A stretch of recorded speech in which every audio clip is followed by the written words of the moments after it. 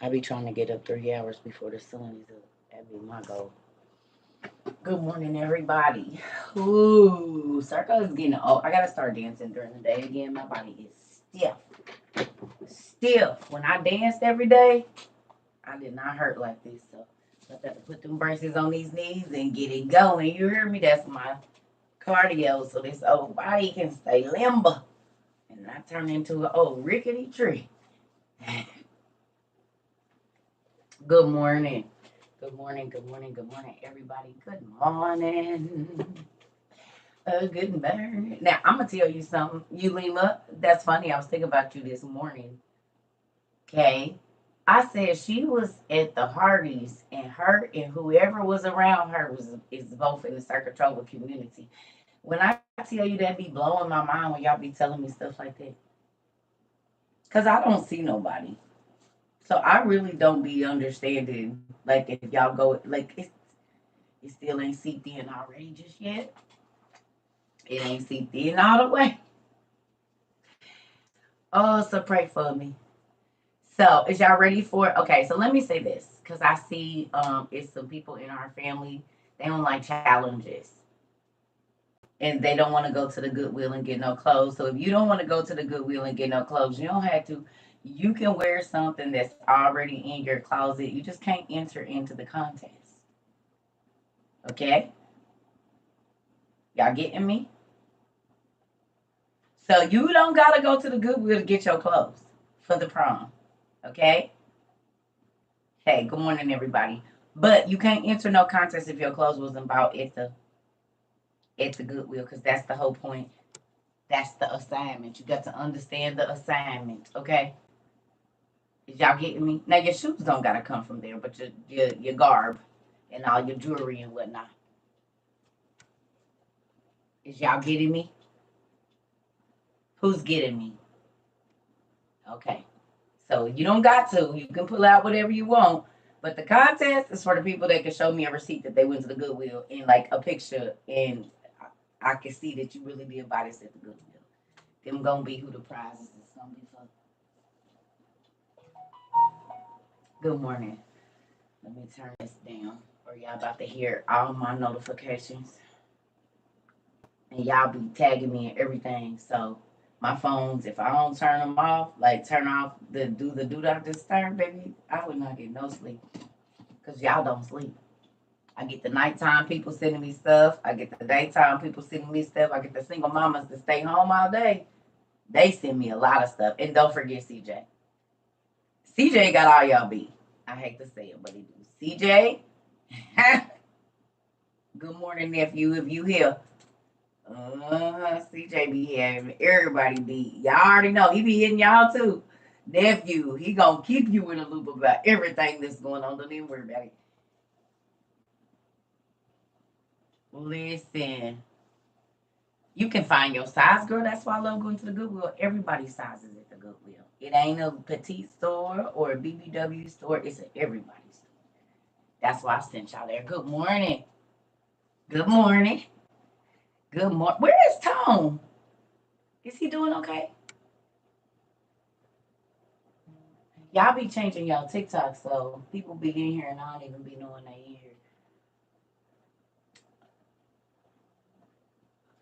Thank you. Is it Josiah? Did I say it right, Josiah? Thank you so much. Hey, good morning, everybody. Goodwill. Goodwill. So we having a prom in Tulsa, Oklahoma coming up in either the first, second, or third week of June. It's probably gonna be the second or third week. Second or third week, I'm thinking. But yeah. So we gonna have a Goodwill prom, and it's gonna be prizes. But your whole fit. Now your shoes, you don't have to do that because I know people finna get you about shoes. But you can take something from the Goodwill, and people are like, I don't wear nothing nobody else can wear. Well, then don't buy nothing from the store because somebody else had their tail and their chest and whatever it is before you got to it. If y'all don't think that the people that work there be trying on stuff and putting it on the hanger, you crazy. Stop it. It's the same thing. If you ain't the first person to try them jeans on, there is DNA in them jeans. And we know folks is trifling. They'll be out all night going to the club spanking and go to the mall and buy something for Saturday and try everything on, even though they smell like alcohol, excuse my language, baduzzi, and some other things. So no, don't play me. Don't do it. Don't even do it. Y'all, just stop. Somebody else's DNA is in them dang jeans and shirts and everything else. And some folks trifling up to try drawers on and put them back. So stop it. You doing the same thing. It's the exact same thing. So stop. Don't do it to yourself. Go on and get you something nice for a little bit of money.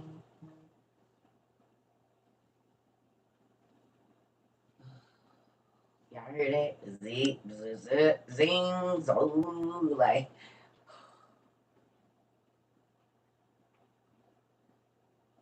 Listen, right? They call it vintage.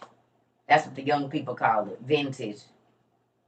If somebody else already put it on, it's vintage. Good morning, Auntie. You need a neutral bullet. Well, go to the Goodwill. You can get one for $10. Less than that. See, y'all be playing. We live in a country where people overbuy everything. Do y'all agree? And then we're going to get to this lesson. We live in a country where people overbuy everything. They going to spend it because they want it right now and never use it. Those very people, the next season will do the same thing, and you can benefit off of that. I'm telling y'all, it ain't nothing I ain't found at the Goodwill, honey. I cannot think of nothing all these years of me raising my kids and doing what I've been doing. Furnished whole houses. I'm talking about beautiful wood tables that I know somebody spent a good $3,500, $4,500 on. But they going to spend another $3,500, $4,500 in 4 years.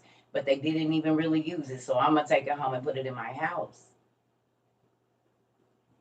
I'm going to let y'all spend the money on that. And then I'll go get it when y'all don't want it no more. And for people to take care of their stuff, it don't be messed up. They just want something new. This happens with clothing. They go out. Y'all would not believe how much Victoria's Secret brand new, still with the tags on it, ends up at the Goodwill. I'm talking about bags of lingerie that have never been worn, bags of panties, everything. Just like they be thrown in the buckets at Victoria's Secret, it be bags. Because Victoria's Secret, I mean, once they can't sell it, they send it places like to the Goodwill, and they'll send boxes and boxes and boxes of all those brand new drawers and bras and all of that, lingerie included, with the tags on it, and then they just throw it in there. Telling you, all of it. Housing stuff, like anything you need for, your house or, blanket sheets, brand new in the pack. You have bags of White House Market from Goodwill. Listen here, honey. I paid $5 for a $400 crystal picture frame. I didn't even know. I pulled it out the box. It said $5. I was mad because I had to spend $5. Got it home and looked it up. It was a dang near $500 picture frame. Crystal. Messed me up. I said, let me stop complaining. $5 for a $500 frame. Real crystal, y'all. I looked it up online, and they small frames go for like $200 and something this big. And the one I got was massive. $5 for a $500 crystal picture frame. Somebody probably got it for their wedding or something. I got a brand new countertop. Something maker. Brand maker from Goodwill for $8. I'm telling you. Young people, if y'all about to move out, hit the Goodwills first. Spend a little money, and then you can stay in your apartment longer. You ain't got to be running up no credit cards and all that old stuff. Yeah. Okay, y'all. So, I want to get back on these giants a little bit, but not in the way that we've been. Okay? And then I want to talk about Jesus a little bit. Because we never get all the way through the infancy of Jesus Christ. And I want us to go there. I don't know why I was thinking about this morning. But who remembers that in the book of Josephus, Y'all remember I showed y'all this before?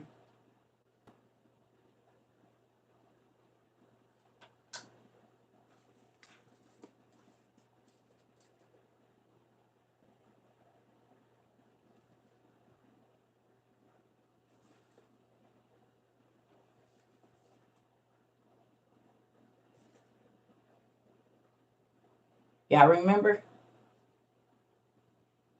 Huh? Remember I told y'all that the wars of the Jews are very, very important because the people that they were fighting were giants.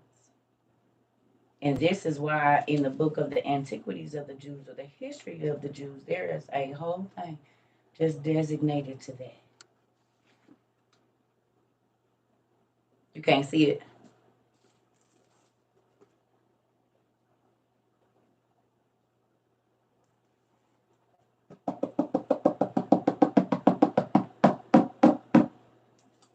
You see, it says the history of the destruction of Jerusalem. The only reason that they wanted to destroy it was because that's where God placed the chosen one group of the clans of giants. Now we know how all those monolithic structures all over ancient Mesopotamia, Iraq, and all of these places, they were built by these Amalekites, Girgashites, Gibeonites, the Gittites, Hittites, Hivites, Horites, Horites, Jebusites, Cadmonites, and all those guys, and the Canaanites. Thank you so much. Okay. So, but those were also when we read in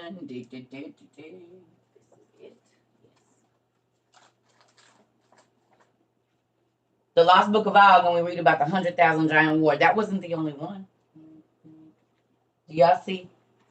I'm gonna have to turn that off because this is why I be missing calls and stuff. But I be trying not to do that. I can't do that. I have to keep this on because I'm waiting on the people before I had to call. Okay.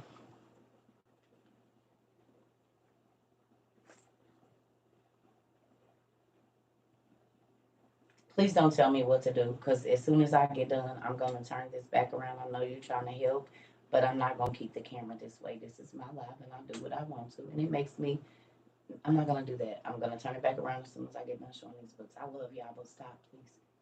And I know you're trying to be nice, but please don't do that. I don't like people telling me what to do. That's my biggest pet peeve.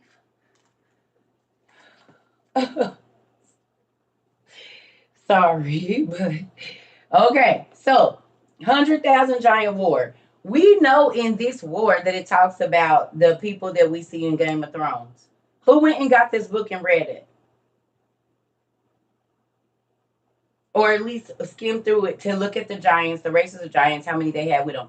We know that some of these giants were so powerful that as soon as the demons that they called on or whatever, okay,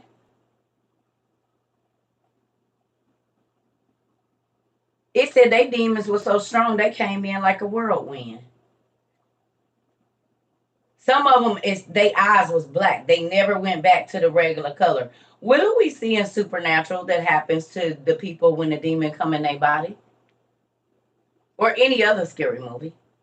What eyes do the color do the person's eyes go? Eyes turn black. Black. And in here, in this 100,000 Giant War, who book King Og, who is listed in the Bible, was going against Nimrod. The giants that Nimrod fought against were scary as hell. And they had supernatural abilities from the primordial entities. And these primordial entities, maybe the 7 rulers of darkness, that fight against God and his powers. Because Nimrod at that time was fighting on God's side. And God called Nimrod a mighty hunter. Who was he hunting? He was hunting giants and monsters. That's what it never said who he was hunting, but we know who he was hunting. Because he was in a war against giants that was called the dragon siblings. and giants that had multiple arms and they could fly, and they had demons that were so strong that they would make them come in like a whirlwind. Dirt devil, or what? Dust devil? What's his name? Is his name Dust Devil? On Marvel.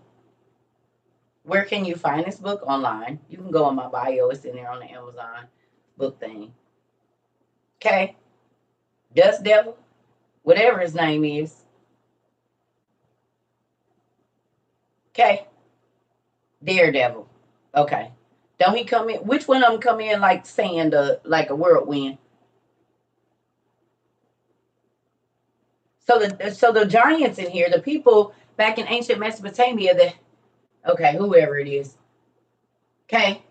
There was demons that once they called on their entities, they could do that. That's what they did. But these are the people that Israel was fighting against in the wars of the Jews. So this is why God used to say, why are y'all scared? I know they got power. See, now if you think about it, now you see why Israel was just always just bowing down. Like, look at these things. Joseph said it. When they was going into Canaan, he said, we are as grasshoppers to them, and they see us as grasshoppers. We see them as like we grasshoppers to them, and they see us as such. How big does a person have to be for a 6 foot, 7 foot man to look like a grasshopper?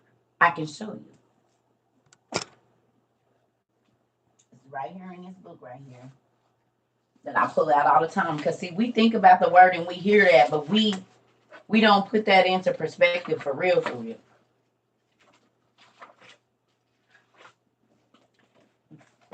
When Joshua said that, this is what he was talking about. These are 6 foot men right here.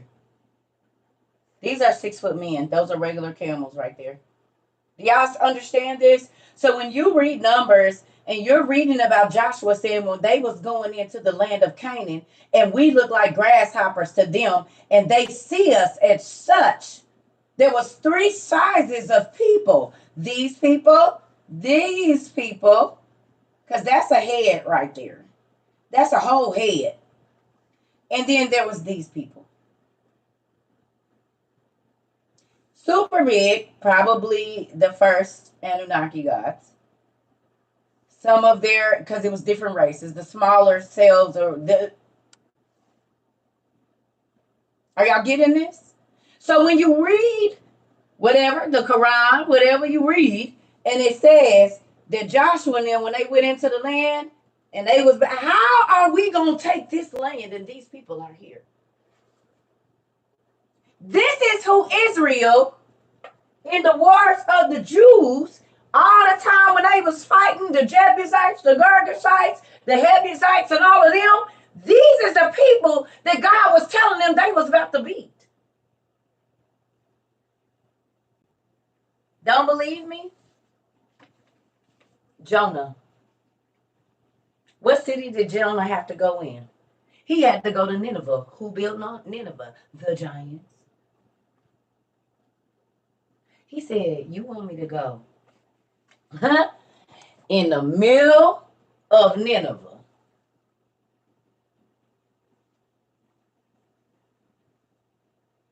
Hold on. Where's my book? Y'all had to rearrange some stuff today because stuff ain't where it's supposed to be. And y'all done send me so much stuff. I don't got no space. I think it is right here. Yes. This is who was living in Nineveh. This is who was living in Nineveh when Jonah had to go there. Hell yeah, I'm going to get in the well. Mind you, they was this big. This is how big they was in Canaan. He said, get somebody else to do it right. So you want me being this big right here? Are y'all seeing that? Look, that's the head. They ain't even as big as the head of these giants. They can easily fit in their mouth too. They ain't even big as the head of these giants. So you want me, Jonah, like, wait a minute. So you want me to Citizens of Nineveh, they could have been like,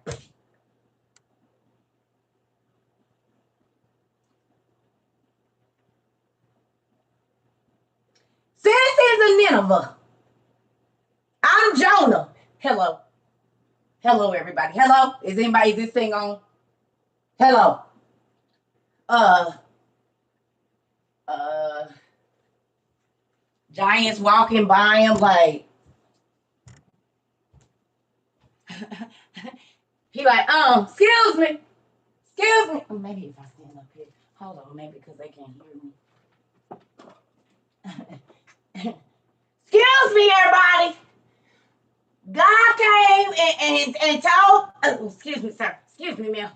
That if y'all don't submit to the Almighty God, everybody gonna die.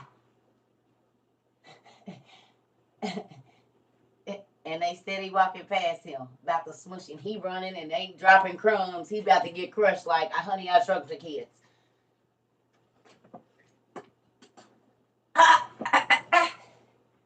Huh? Get somebody else to do it. What? This is why the miracles that happened, God strategically did this, y'all. He took the least of the clans of giants, the smaller cells, the ones that weren't supposed to have as many magical abilities. Because you're not going to use what I created against me and then make it beat me. So I'm going to go, y'all didn't pick y'all giants, everybody got. He told Israel, he said, y'all was the least of the clans. Your mama was an Amorite, depending on the version of the Bible you read. Your mama was an Amorite or whatever. Your daddy was a Canaanite. There was two races of giants. We know this. He said, but I made you the most mighty. This is why everybody wanted Jerusalem. Because when the angels came down and became the judges and the rulers, this is why judges and kings is so important. We just skip over that. Don't nobody care about them. Okay, well, there go your Anunnaki. Yeah. All y'all people y'all be glorifying and praying to and stuff, that's them. Your mythological guys that you go get tatted on your arms, it's them. Okay? So when you read in Kings and you read in Judges and you read in about how the Israelites were constantly ushered in front of these rulers and God did astronomical things, you understand why. They had the primordial archons helping them.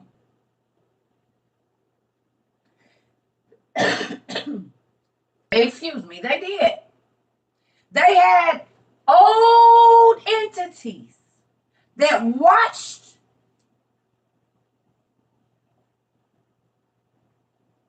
humans develop. And then they said, okay, 7 generations is enough. We got to make our own people. That's what we gonna do. We got to make our own people. And they did. But they made monsters. This is why all of the bloodshed. Go back and read Genesis. See, we skip over that. But it's very important if you take your time and dissect that, and you will start to see, oh my God, everything in our life that goes against how God wants us to live has to do with that very moment.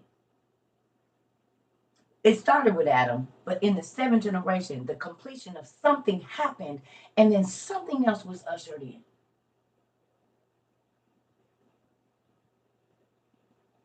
Violence, war, theft, death, magical beings transforming themselves into something that they weren't already before. Transforming, which means you're going the opposite way.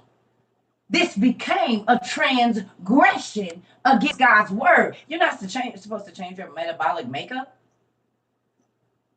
You're not supposed to turn yourself into an animal and then back into a person. If I wanted that, I would have made that. But I didn't make that. I made you a human. You need to stay there. But why would a person want to turn themselves into an animal? To deceive someone. And we know that one of the ruling 7 powers of this, what we see, is deception, deceit.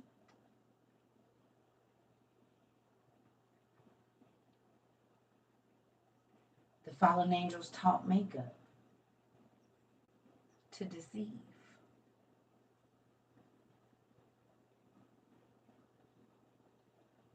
Even for warfare, they put makeup on and they hide in the trees. When they hunting somebody, and if they don't blink, you won't know they're there.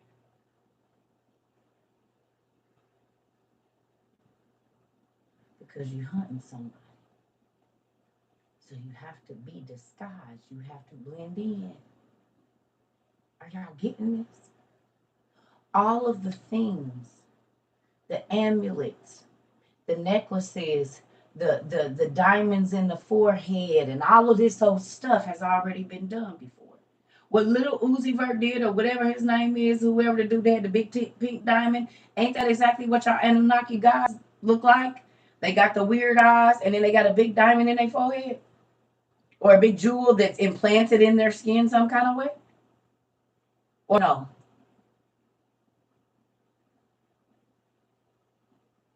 Ain't that what little Uzi Vert did, or who did that? Put that big pink diamond right there, and if you go look at the Anunnaki god, that's exactly what he got.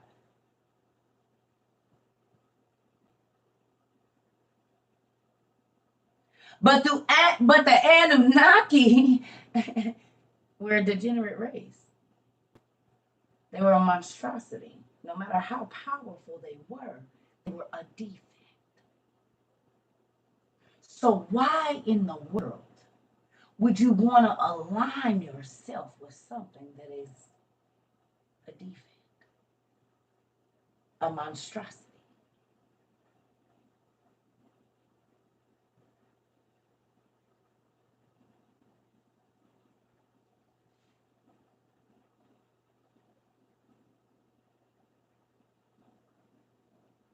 An abomination.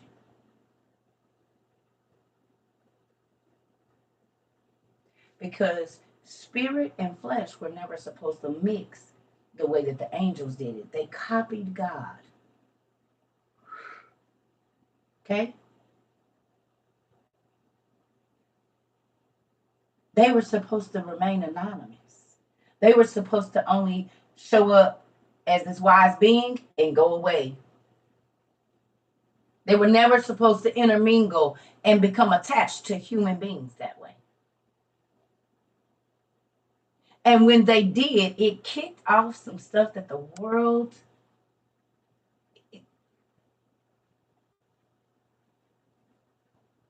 But this is why these wars of the Jews is so powerful. This is why knowing who these kings was and who, it makes sense. You go back and you're like, oh my God, his dad is Barak. Well, in the Bible, it said that Barak, okay, is listed there, and then he's the father of a race of giants. Well, we know that when the angels fell, God took his name off, the E-L, the L, I-E-L, whatever. So Raphael or Tamael, but when you fell, you just came, you was just Barak. God said, not my kid no more. Maury, that ain't mine. Because my kids don't act like that. God is not your father. He took his name off of it. This is why this mark that's coming, is y'all ready? This is why this mark that's coming is so important. The mark of the beast. Lucifer, his kids, his people.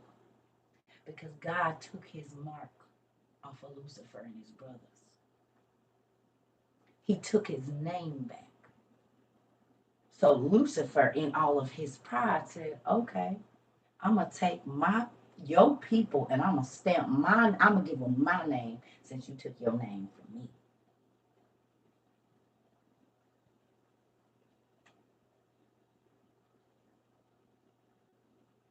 And now they gonna belong to me. That's what this mark is all about. Lucifer, God took his mark off of Lucifer. You're not my favorite no more.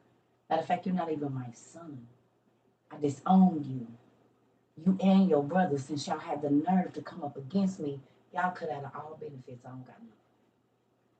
I gave you your car. I gave you your money. Go on and live your life and don't come back here.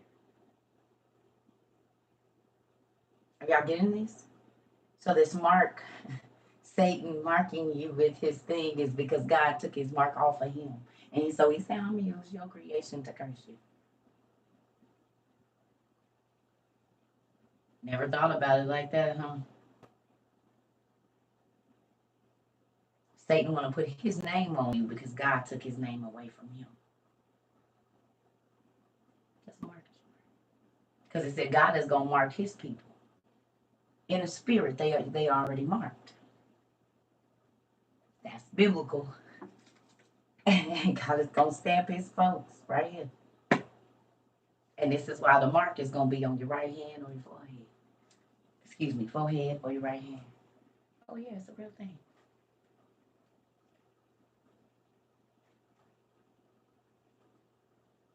You got to go deeper. That's why I said, like, when you just look at it, oh, that's absurd. Is it?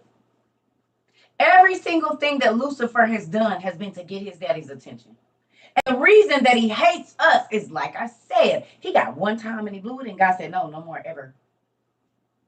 We mess up 1,000 times a day and get mercy and grace. And that's why he be trying to kill us, because we get something he does not get. Him and his brothers don't get grace and mercy.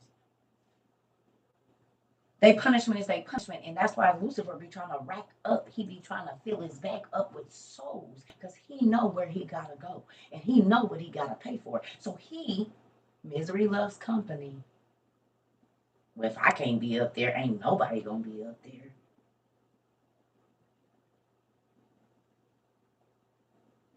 Well, you forgave them. Why you forgive them? Did you see that's why the Bible calls for an accuser.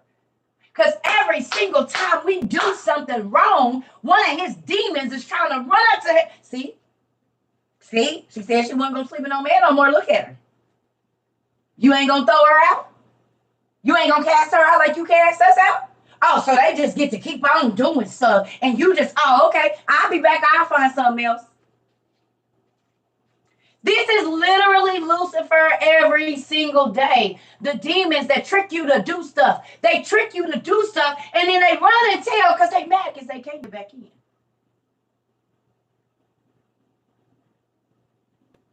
And this is why God be so mad. He be like, look, go read Adam and Eve. Go read Job.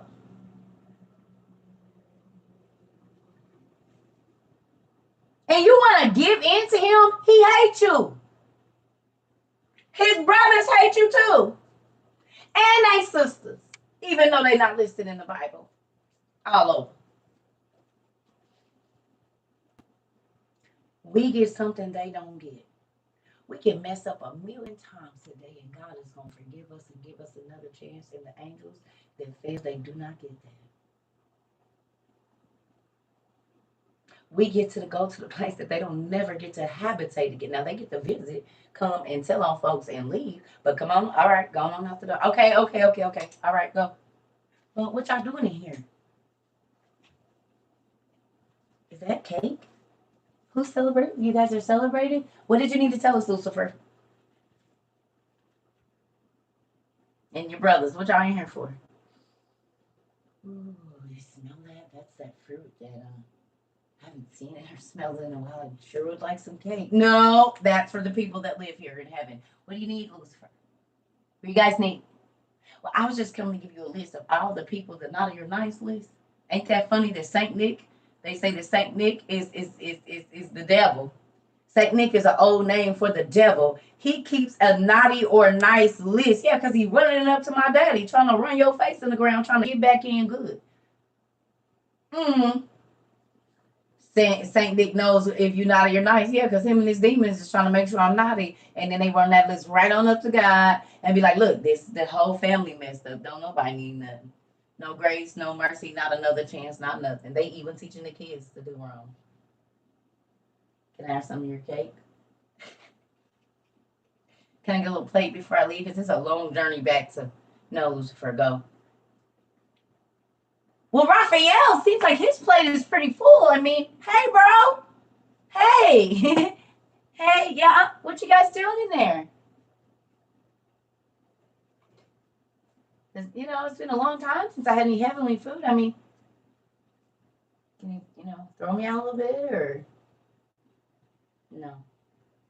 It's time to go, Lucifer. I'm sorry. No heavenly wine for you either. Not even just a sip. Maybe it'll, you know, turn me good or something. I don't know. Nope. No. I can see whichever angel he got.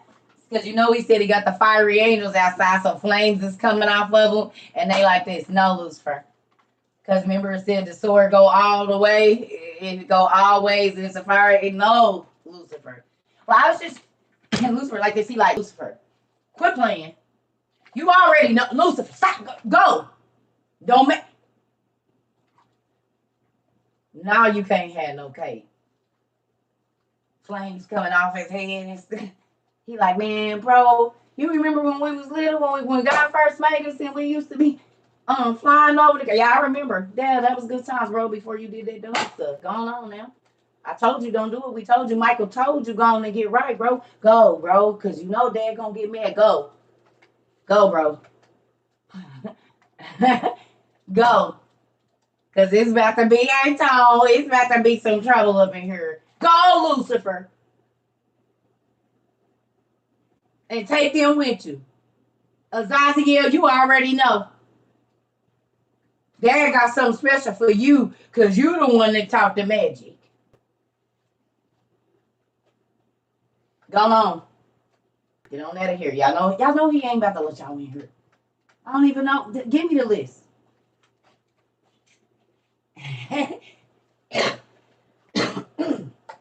Excuse me. These be the conversations.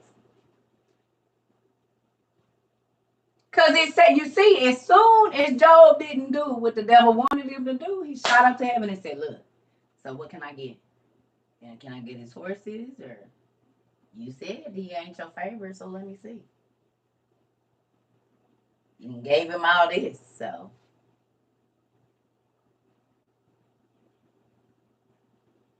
He don't even know who you is for real. You see the question he asked? He thought I was the real God. I had them food in there. That was good, wasn't it? Yep. They was down there pouring out libations, talking about pour out a little liquor. You know what I'm saying? They was doing that. Yep. And I had the little statue talking like on Mulan. I showed did. They thought I was God, and then he came in and knocked my statue down. So what you gonna do about that? Because you gave me dominion over this area. Huh, Dad? You're in jail. He don't even know who he is. He had to ask a question. Is this God? So maybe you're not doing a good job of letting people know who you are, Dad. Because they sure thought I was God.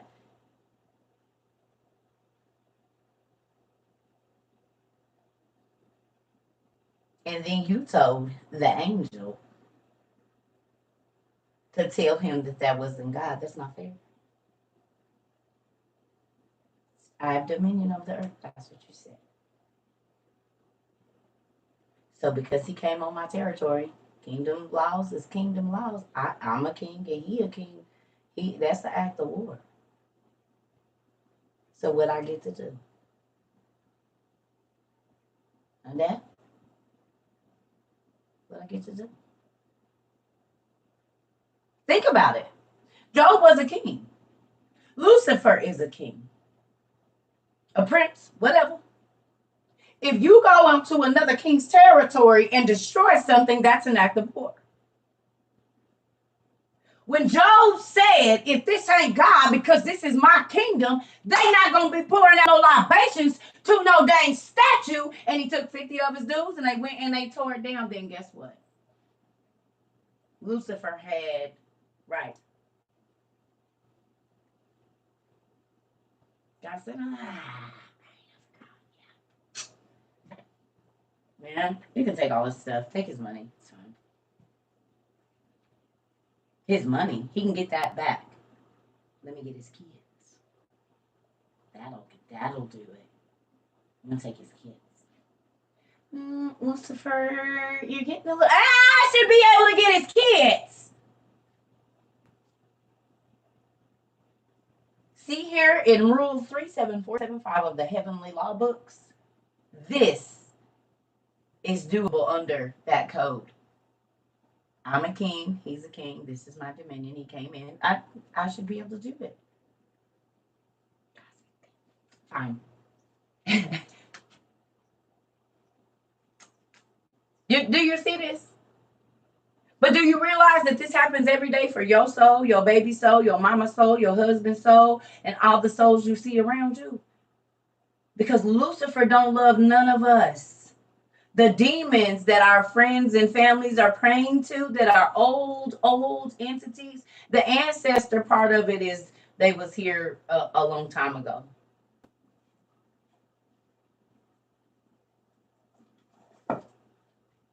They is some of y'all ancestors.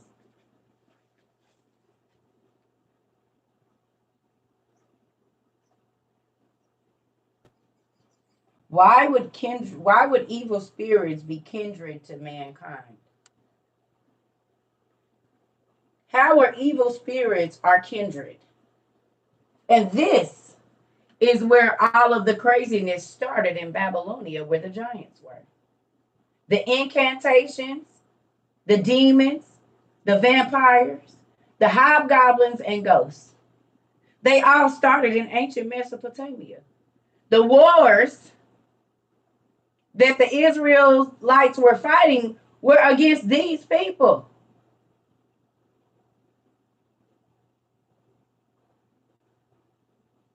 This is why God was using supernatural abilities for folks to fight, because they was fighting supernatural beings.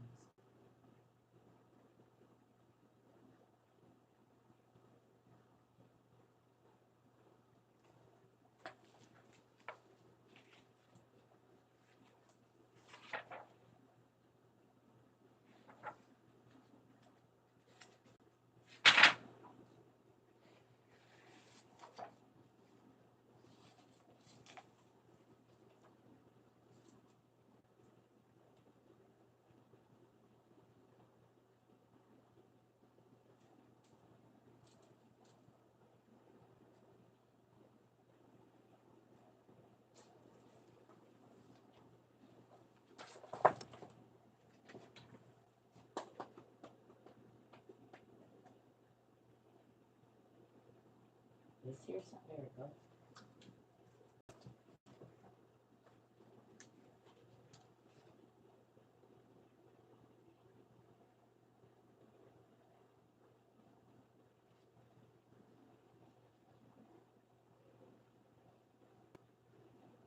So in Eridu, Nineveh, Calna, Nimrud, Nipper, Lagash, Akkad, Akkadians, and Asher, there were hobgoblins, demons, vampires, ghosts, and kindred evil spirits, which was attacking the regular mankind. Really?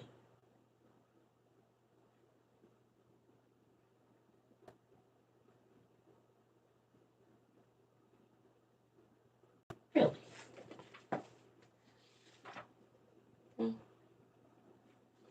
And I did some research on this. Y'all know I did. See? The Lilithu, Azazu. Okay, Nimrod is the son of Cush, right? Grandson of Ham. Eric and Akkad, Calna. Do y'all see?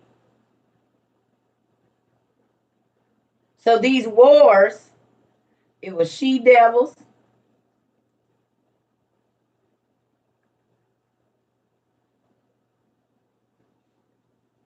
Okay. So here it says, real quick, the Semitic stock which entered Babylonia, although receptive on all points, seems to have been very limited in original ideas regarding the ghost world. And this is not a natural, and this is not not a natural. At the early period of the Semite can hardly have been much more than a nomad possessing only the beginnings of civilization. He recognized gods in common with the rest of his stock, right?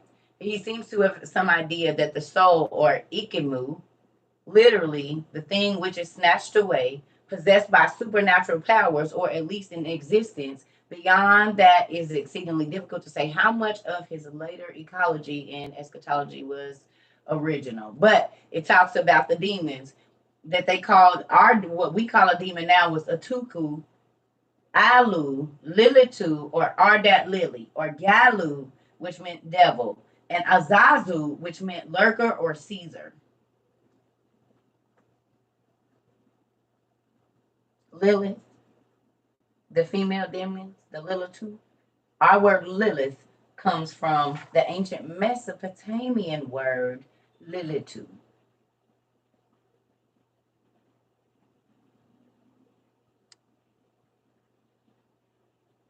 That's where it comes from.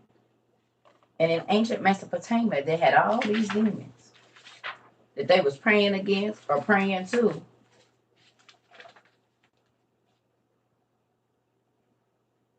Look, and who in there? Gilgamesh. The primitive Sumerian recognized three distinct classes of evil spirit, all ready to torment. Do you see this? They practice necromancy. See it right there? And you see this? Azazu, Lilu, Lilithu, Ardat, Lili. Y'all see that?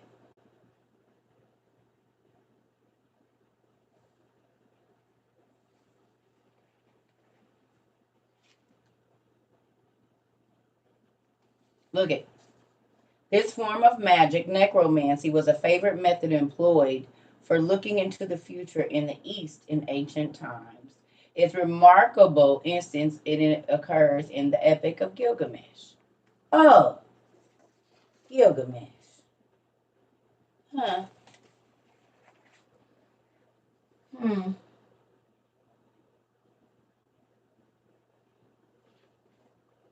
Who remembers last night when we were on here and I told y'all that the Smithsonian, the first wars that they list are the Hittites and the Jebusites and the Girgashites? And if you look at a lot of those pictures, a lot of the warriors have animal heads or human heads and animal bodies. You mean the monsters that Enoch got to talk to in the book of the giants? The ones that had wings that flew up on their arms and went and seen them?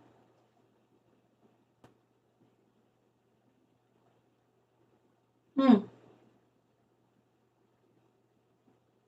Hmm. Hmm. Hmm.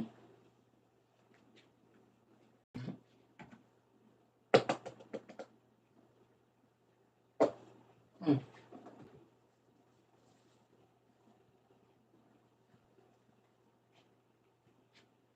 This is why the antiquities of the Jews, the wars of the Jews, is so freaking important. Because they was fighting monsters.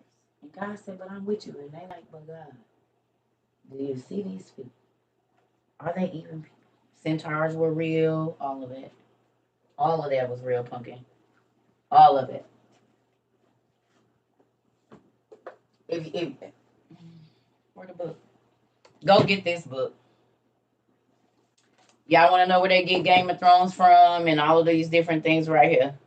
Look, the dragon sit. Now this is all King of Bashan from the Bible. This is all now from the Bible. This book is from the King of Og is from your Bible, your KJV. He fought a war against some dragon siblings. The dragon siblings with white hair and blue eyes. The dragon siblings with the white hair and blue eyes entered the 100,000 giant war from the east.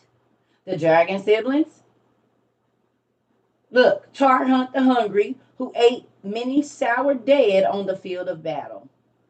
They list the giants and how many giants they had with them. Sikron, who had lost his arm in battle alongside Geryon. Skiron, servant of Baal of the Moon. Skiron, who connected to a floating beast in battle. You mean like on Avatar? Because they tails connected and then they was connected with the beast. Let's read about Skiron. Skiron, who had lost his arm in a battle alongside Geryon. Okay, so let's look up Geryon. Geryon. Geryon. Let's look it up. Let's do it. Because these is the people. Remember now, these giants are fighting against Nimrod. The Bible says that Nimrod was a mighty hunter because he was hunting this. My screen is blurry. Hold on, y'all.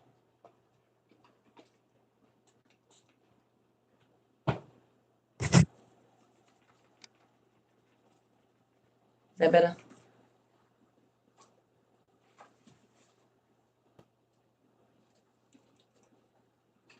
Maybe these lights is not on the right one. Let me see. Maybe that's it. There we go. Is that better?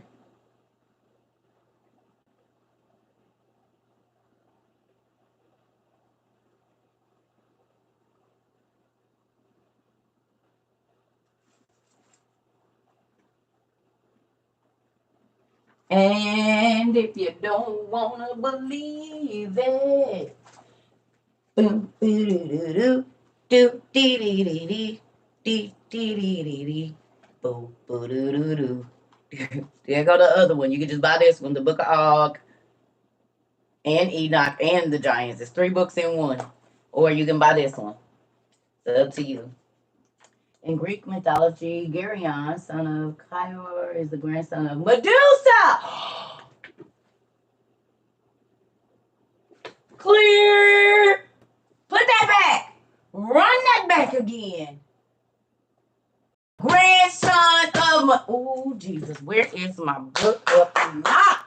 You just wait a minute. I'm about to go take me a break. Y'all already know what kind. It's about to get good up in here. Let's go.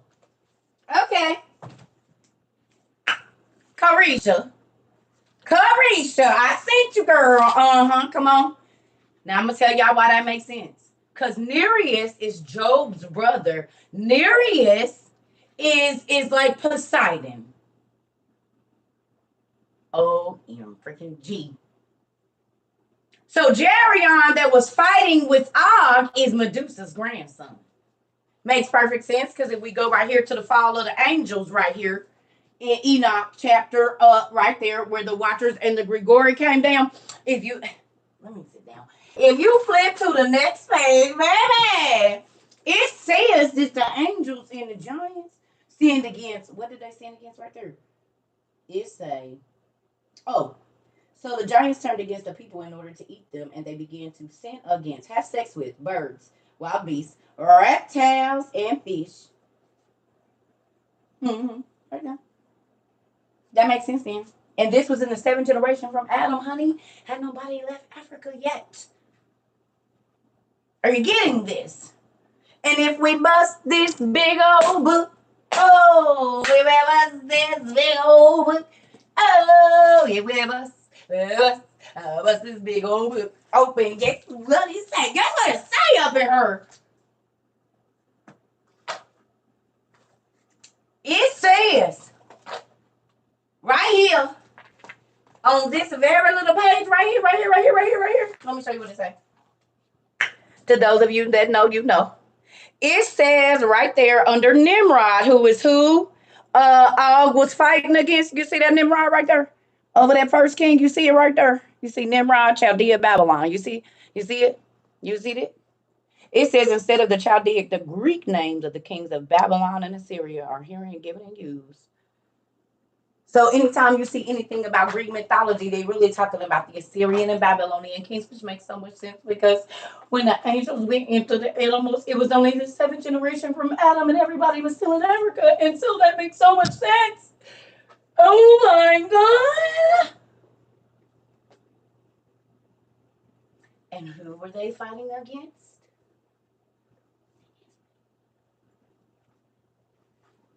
Now you understand why the book of Kings, the book of Judges, Chronicles, the numbers of people would have led you probably to some of these giant wars. And this is why in the book of Josephus, when it's like the wars of the Jews and what it was like against it, makes it so.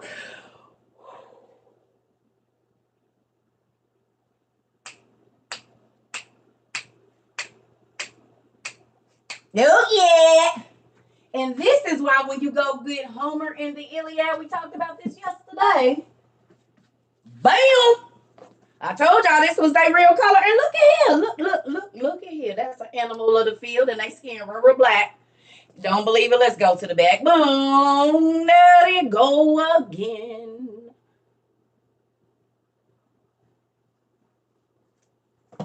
Don't believe it? Let's go further. Y'all already know where I'm going. People that have been here for it, because it always goes back right back to this. We just keep on being right here. Right. These are the people that the Israelites were fighting against. Oh my God, I'd be scared too. Don't believe me? Let's look at the rulers. Let's just do it for the one time. Don't believe this is. Let's do this first.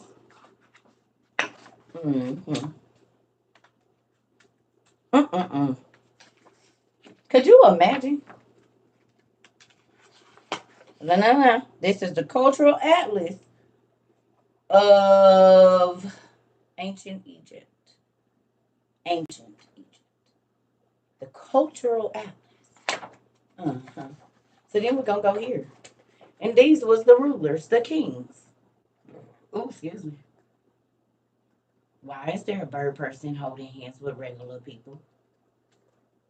You might want to tell me anything about that. Huh? Why is there a blue person there? Let's talk about him. You mean like the people that was able to be fish and then regular people? And now the bird person is in the front. Look at that. And there go the black and there go the blue. And then the regular skin people. They wasn't telling us nothing. Nope.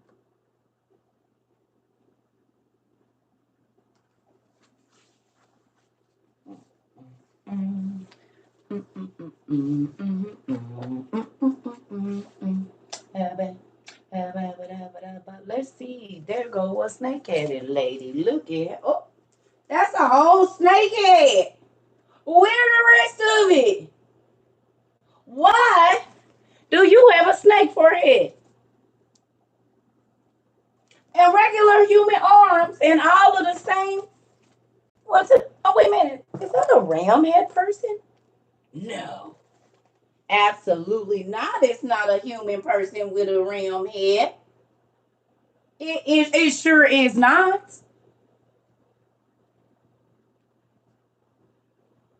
There go another bird person right there. Now, wait a minute. Now, you just wait one damn minute. You mean so what Enoch said was true? They went into the reptiles as to why Medusa had nephews, and as to why Job's brother Nereus was the father of the nymphs. And then when you look in Job's real story, it says that his two daughters are Almathea's horn and Nike and Cassia, who might be the mother of the Kassites, who's listed in the race of giants. Because the Bible don't never tell us who their mamas is. In the Bible, in Enoch, it says that they went into the women. This is why they don't list the mothers. That's why they don't list the mamas in the beginning. Because the angels went into the mamas. So we can't tell you what their names was, because then you'll know where to go looking.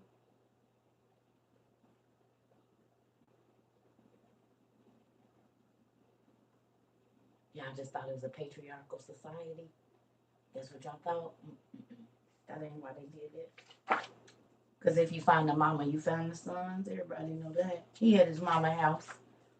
He always at his mama house. Mm-hmm. See how little this 6-foot man is compared to those? You see it? You see how little him look like a grasshopper? Who was walking through those halls? Mm. Mm. Him look like a grasshopper. And why is she only up to his knees?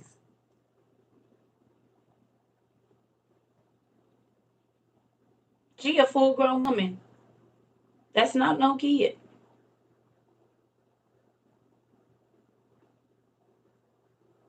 She's standing on his feet.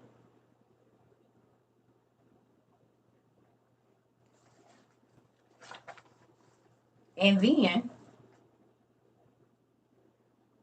the people that look like grasshoppers to them, like just like Joshua said when they was going into Canaan. Oh man, no, that ain't got nothing to do with that, do it? It don't. It absolutely don't got absolutely nothing to do with what Enoch said.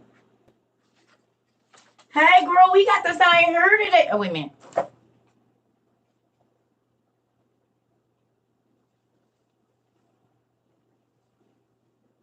Y'all ready? I gotta make sure I bust the middle part right. Here we go. Y'all see my cousin? Y'all see my cousin? Y'all see my cousin with her locks? And she ain't had no retwist. Y'all see her? Y'all see my cousin? And she ain't had no retwist. I can see how the roots are stuffing. Just like this right here. She ain't had no retwist either. She ain't had no retwist.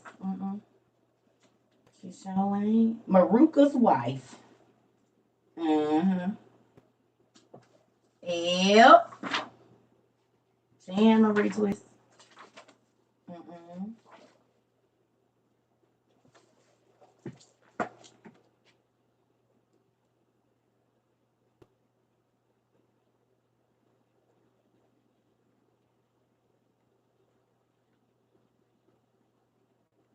These are the ancient peoples.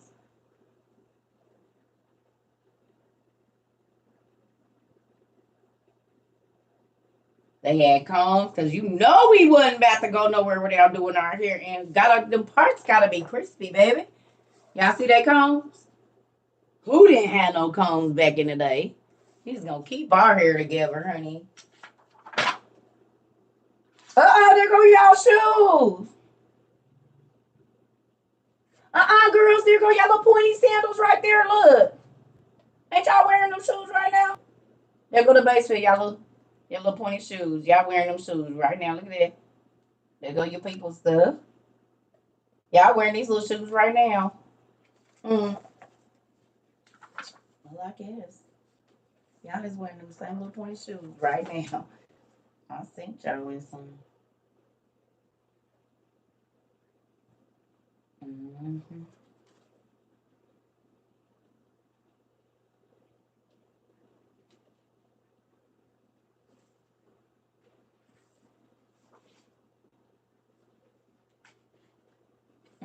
It's some good stuff in here.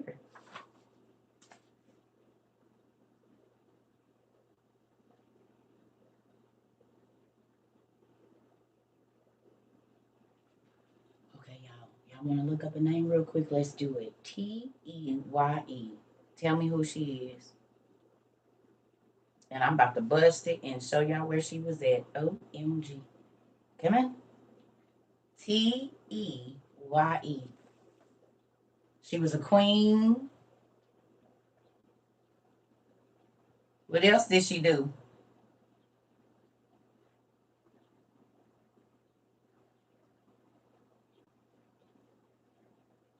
She was a queen warrior.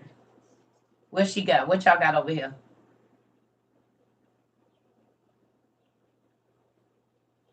Huh?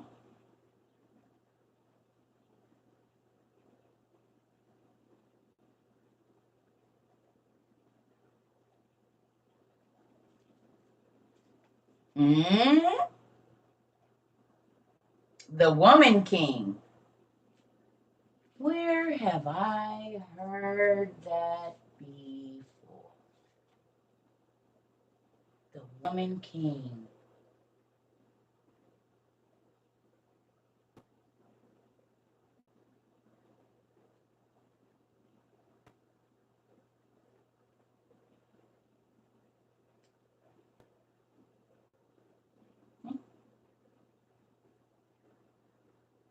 It's a movie with Viola Davis called The Woman King.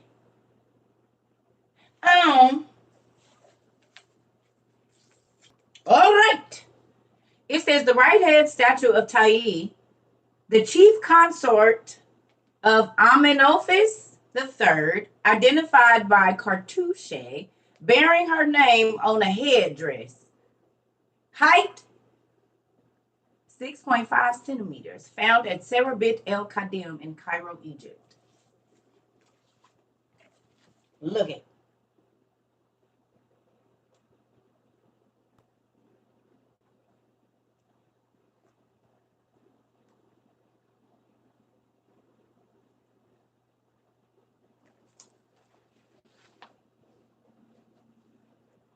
But these people will worship as gods. I wonder why. Mother-in-law of Nefertiti. So do y'all realize that these people was living alongside these animal head beings? Are y'all getting this?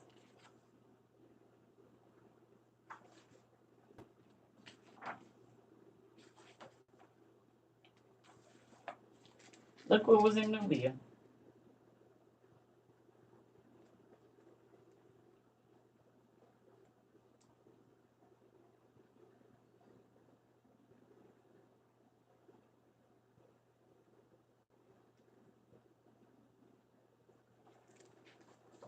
What is that? I'm going to show you what that is. That is...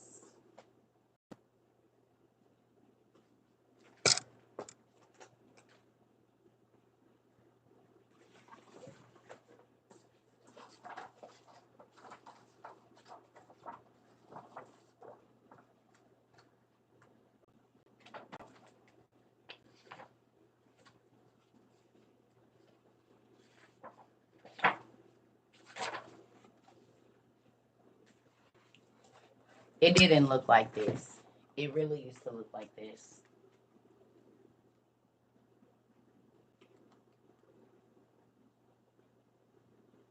You see they knocked the nose off. This is Nubia. This is in Nubia. This is what this really used to look like. This, not this.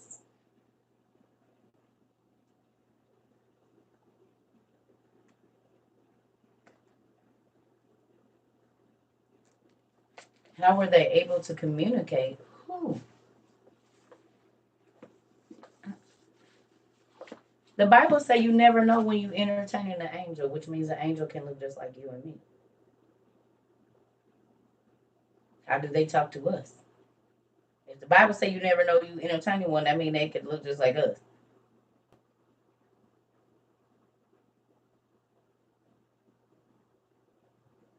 They gonna teach their children their dialect.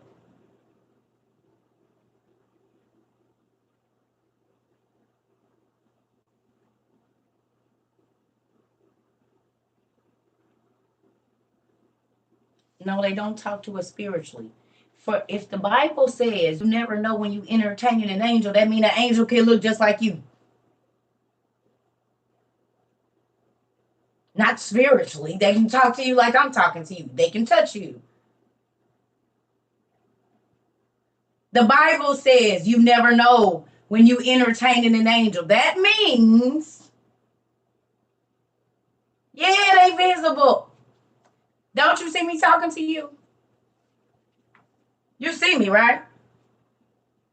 You see me?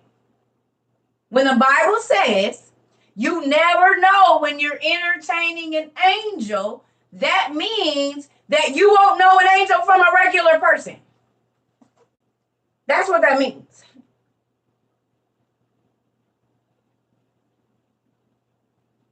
Get it? For the word, for God to say, hey, be careful. Beware, because you never know when you entertain the angel. That means don't talk crazy to everybody. Because just because they look human don't mean that they is. They can shape shift. Exactly. We know that from the book of Tobit. Let's read Tobit. Let's do it. Let's talk about that. Let's do that. That's gonna solidify that. We'll get back to these giants. We got years and years and years to talk about them. We'll get back to the wars of the Jews. We'll get back to that. I'm going to the bathroom. Please type in Bible Gateway, the book of Tobit. It's on there.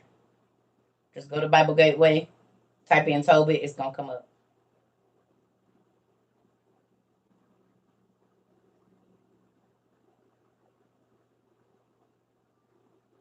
It's the Good News translation.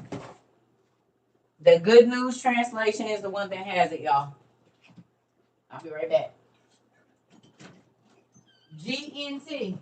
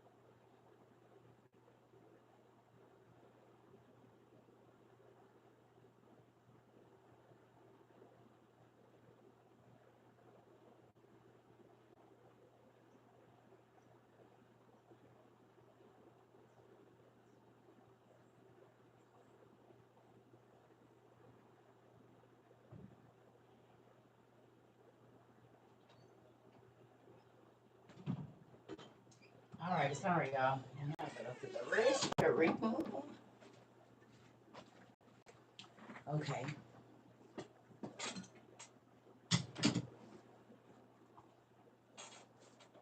Is somebody talking crazy about me taking too long? Because I've been on here for 75 minutes straight. And I am not fake. I'm gonna drink, I'm gonna poop, I'm gonna burp, I'm gonna do what I wanna do. So if you can't wait, you're more than welcome to go watch on YouTube later.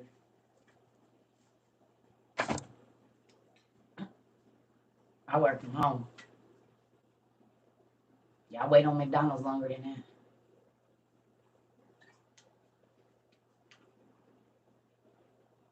that.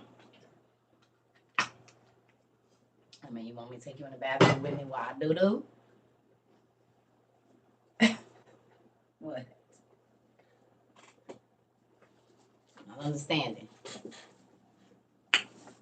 Mm-hmm.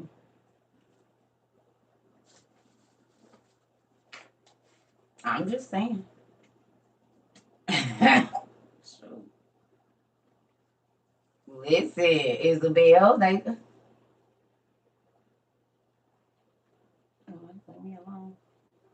I'm gonna be in there when I drop my kids off at the daycare. All right, moving on.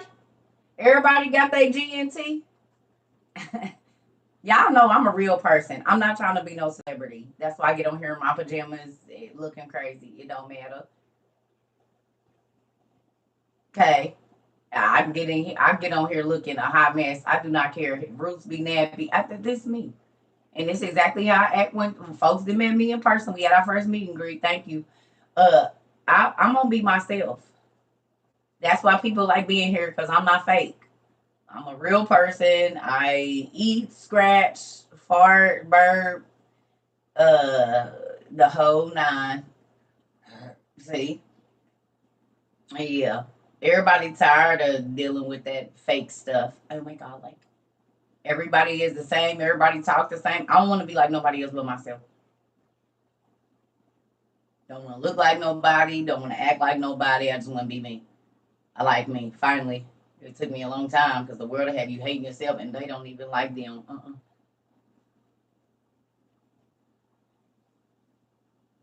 Listen, I ain't got time for that. Who feel like you done came back alive a little bit since you've been a part of this community and let go of stuff that really don't matter?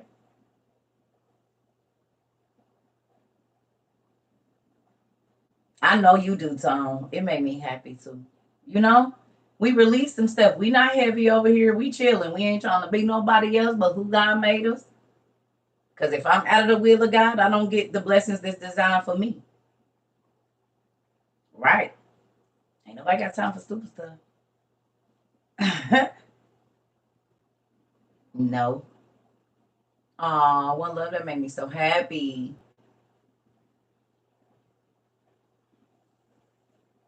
Yeah, I'm the same, Miss Yulima. You met me, and I act just like this, and y'all see me for 3 days straight. So we're 2.5, honey. All day, all night, whatever. We was out there kicking it. I'm happy, Purple Star. That make me happy to know that y'all see the world differently. It does. I was losing my fire for the Lord, and you rekindled my. Oh yeah, yeah. I think my crown, if he don't kick me out for the thoughts, sometimes I be having. If I don't get to make it in for that, but if he let me in, I think my little mansion gonna be bed party at Circuit House. I'm gonna keep all the wine going too. It's gonna be on the tap, baby. We gonna have the good stuff with a little cheese, a little milk from the river that come out from the tree of life. It's gonna be real nice. Bring your best now. Don't come over there. We ain't let nobody in. We ain't got hard soul shoes on. This is not the hood party, honey. Because I hope he put me in a good neighborhood in heaven if I make it. hmm So can I ask y'all a question? And then we're gonna get to this. Can I ask a question? Who used to go to church or is still in church or whatever? If you've ever been a member or you go to church now, just raise your hand real quick, please. Anybody? Even if you've been a member online, because y'all used to watch them like the Daystar stuff and used to pay your money there, so you was a member of that church. Okay. All right. I have a question for you, church members. So, if the goal is to get as many souls as you can, and for every soul that you bring to Christ, that is a jewel in your crown, why do church people be turning people away? Talking about how big their mansion is going to be and how big their crown is going to be, but y'all be turning people away, not getting the jewels.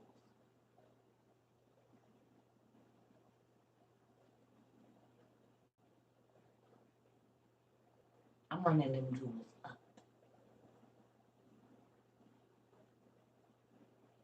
Running them up! Been running them up. Once I learned, I said, wait a minute.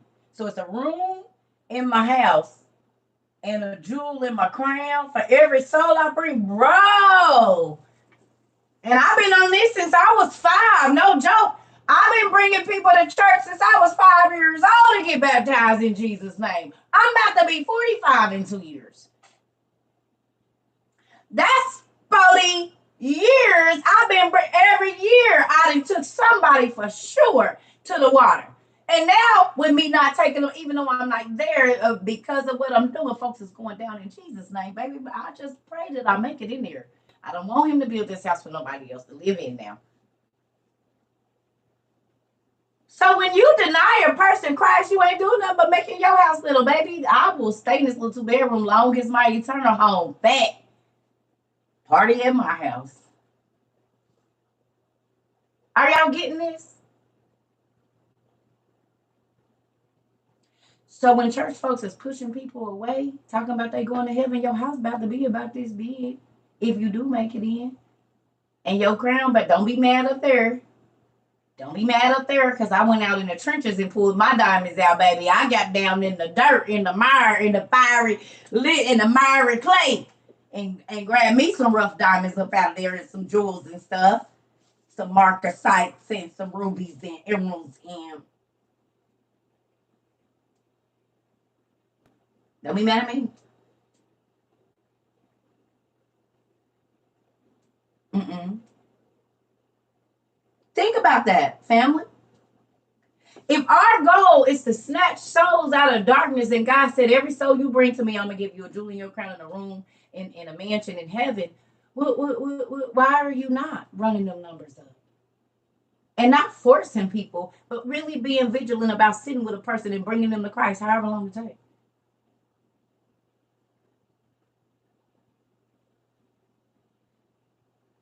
So I want to ask you, who is sitting at the door of God's house?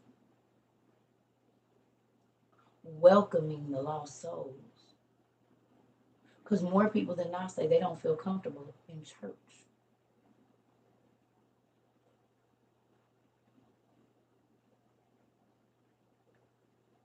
So y'all worried about numbers on earth when these bodies are going to go away. But you will turn away the souls that you're supposed to be helping to save because of the body that is in it. The casing. Forgetting that God said, don't look at the outward appearance because it's the soul that I'm worried about. And he said, even the evil soul is mine. All souls are mine, is what God says. So the evil soul, the queer soul, the thief soul, the whore soul, the money hungry soul, the pedophile soul, the whatever. God said, all the souls that you see are mine. Don't look at the body.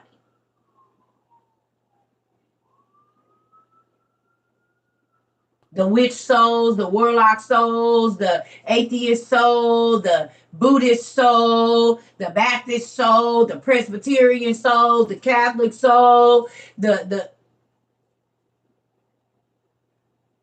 he didn't say some of them, he said ALL. I mean, even if you don't like it, that soul still belong to God. Even if Jeffrey Dahmer's soul still belong to God. Even the souls that these stars think they selling, you can't sell none that ain't yours. It's like buying stuff with a stolen credit card. It ain't valid. It's not a valid purchase. So Lucifer tricks people into thinking that they can sell their soul, and you can't even sell it because God bought it. Jesus bought that, every soul. So then you need to be going to my daddy and asking him if you can even make the sale, because it's really not even it's not a valid sale. Because you don't own your soul. It's like selling a car you ain't paid off yet. You don't even own it. You ain't got the deed or the title to it. That means you don't own it. If the bank got it, they own that car, not you. God got the paperwork.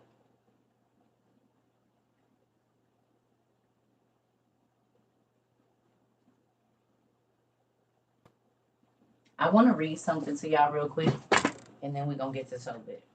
But I want to do, what did I do with it?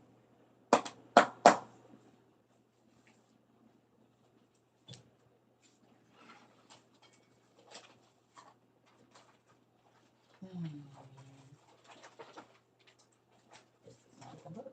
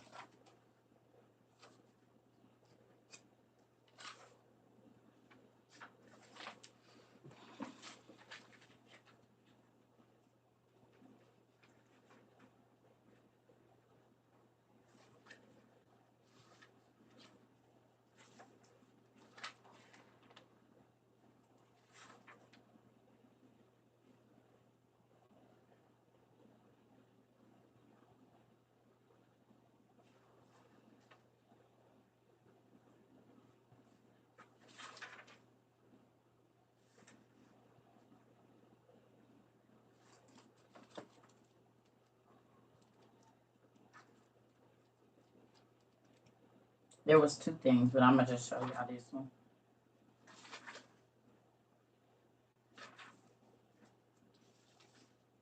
All right. Here we go.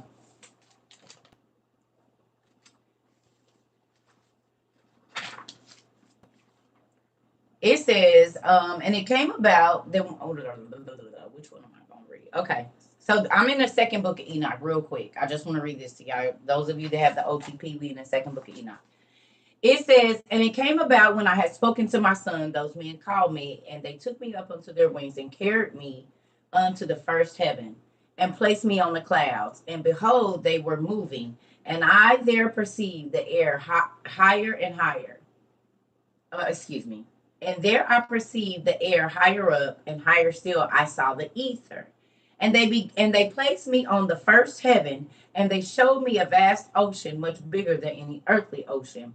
And they led before my face the elders, the rulers of the stellar orders, the elders. So when he was put up, on the first heaven, the angels led the elders who rule over the stellar orders, the stars, in front of him. And guess how many it was? 200. And they showed me the 200 angels who govern the stars and the heavenly combinations. The rulers, the angels of the stellar orders. And when you pray to these false gods, these entities, these primordial entities, I told y'all, the reason they had them worshiping certain stars is because they either governed that star or that's the star they were from. This is Enoch now. Okay? Serious. and all of that. And the people over there, we talked about it. They said that these people in Africa knew about Sirius B way before the scientific community ever did. And they said that that's where their ancestors came from. And they have bird feet. And some of those same bird feet people are over in India as well.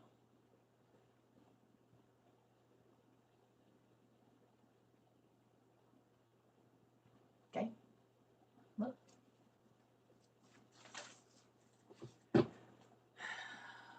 And it says, and they fly with their wings and do the rounds of all the planets. So these 200 angels fly around the planets. They have rounds like a security guard. And there are perceived the treasuries of the snow and ice and the angels who guard their terrible storehouses. So not only does God have angels that guard the planets, he has angels that guard the storehouses of snow and all of that. Oh, okay. We're just going to skip here. Here we go. This is the 7, right? It says, yeah. And those men picked me up and brought me up to the second heaven, and they showed me, and I saw greater darkness than any earthly darkness. And there I perceived prisoners under guard in heaven, really, hanging up, waiting for the measureless judgment. And those angels have the appearance of darkness itself. More than earthly darkness, and unceasingly they made weeping all day long. The angels was crying. The angels. Okay. And I said to the men who were with me, why are those ones being tormented unceasingly, which means without stopping? And those men answered me, these are those who turned away from the Lord, who did not obey the Lord's commandments, but of their own will plotted together and turned away with their prince, Lucifer, and with those who are under restraint in the fifth heaven. And I felt sorry for them, and those angels bowed down to me and said to me, man of God, pray for us to the Lord. And I answered them and said, who am I, a mortal man, that I should pray for angels?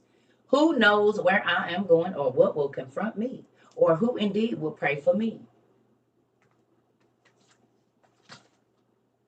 It's book 2, page 114. That is. But this is where I was trying to get to.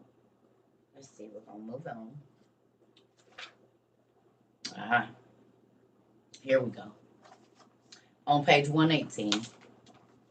It says, and those men carried me to the northern region, and they showed me a very frightful place. And all kinds of torture and torment are in that place.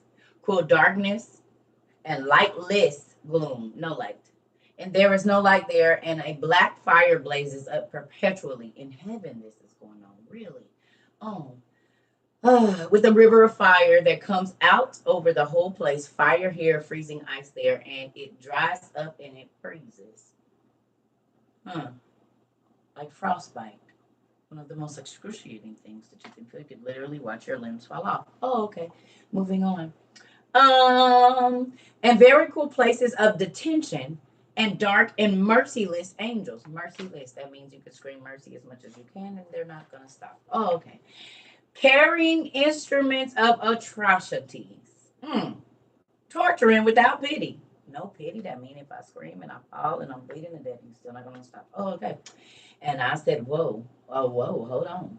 How very frightful is this place? And those men said to me, this place, O Enoch, has been prepared for those who do not glorify God, who practice on the earth the sin which is against nature, which is child corruption in the anus in the matter of Sodom, of witchcraft, of enchantments, of divinations, of trafficking with demons, who boast about their evil deeds, stealing, scammers, lying, insulting, coveting, resentment. Oh, I said if you resent it or regret it. Okay, moving on. Fornication. Circle, there go your thing. And murder. Who steal the souls of men secretly, seizing the poor by the throat and taking away their possessions, enriching themselves from the possessions of others, defrauding them.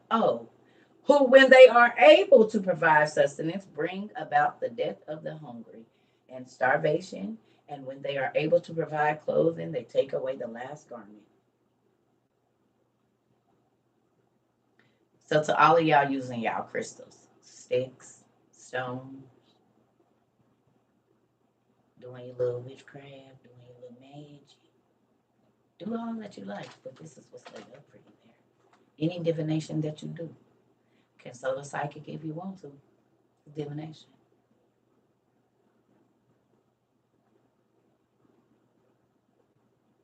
This is on page 118 if you want to read it for yourself. I don't know why I was supposed to read that right then, but I don't know who that's for. So quit jumping on these trends of doing all this stuff and you don't know what it is. Because if it's divination and you lose your soul because of that,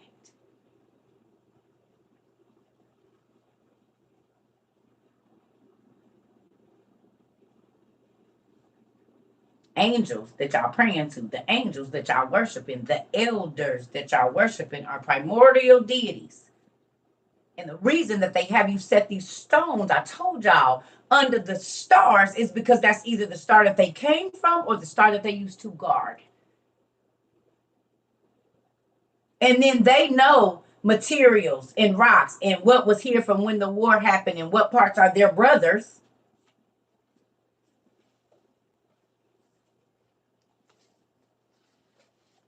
They know which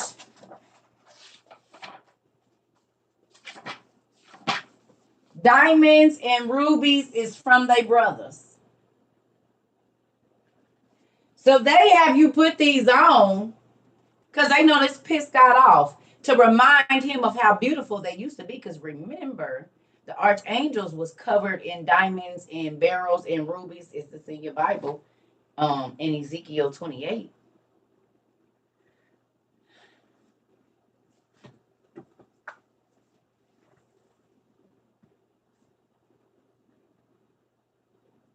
So when you're adorning yourself with all the jewels,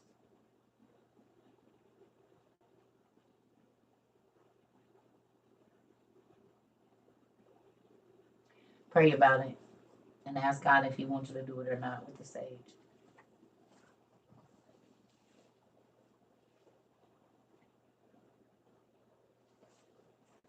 Lil Uzi, everybody getting what do they call them, dermals? Here go your dermals. This is where your dermals came from.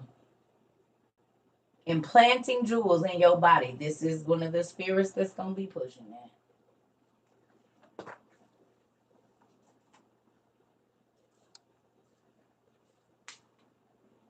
And think about it. The war, when Lucifer got kicked out, it happened before we got here.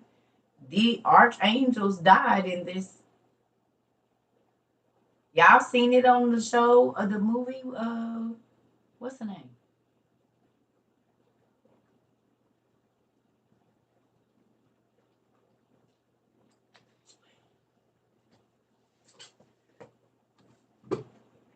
Incredible creatures and creations of the Bible. The stuff that's listed in there that your pastor don't never preach about. Like the bejeweled angels. Mm-hmm. The wheels within the wheels, but they was a real entity, and a third of these fell from heaven too. And they got monsters that be looking like this in our movies, and they be like half human. How that happened, I don't know. Then the tetramorph, right? These are the beings that are listed as some of the elders. Hold on. A griffin mentioned in the Bible in Psalms. The Leviathan is in Job. Behemoths, Job. 48 and 17. Job 40 and 17 talks about the behemoth.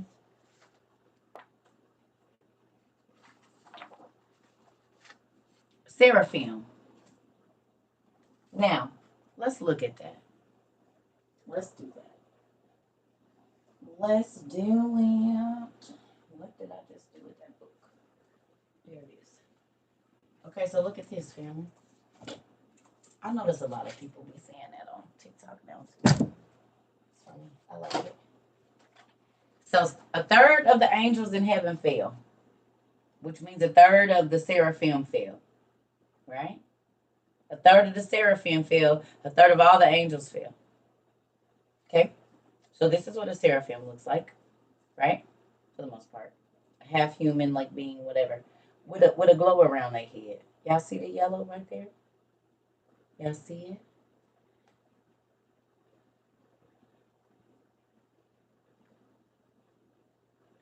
This is an ancient Mesopotamian who would have been living around the time when the angels took wives.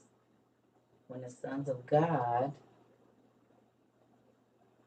took wives of human descent. And not only did the seraphim and these different angels go into women, they went into animals as well.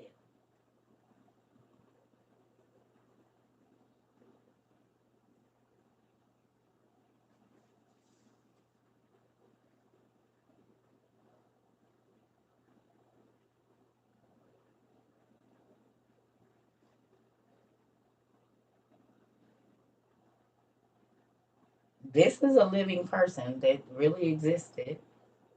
And it says the Watchers, the Nephilim, and the biblical cosmic war against for the seed.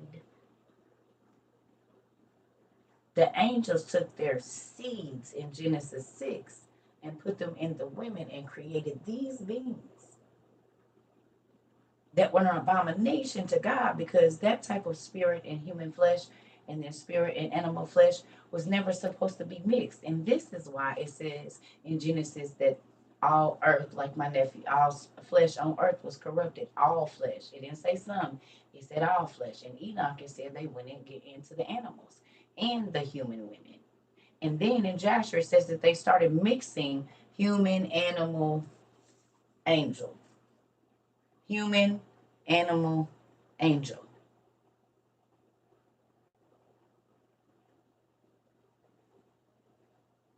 So it wasn't enough just to mix an angel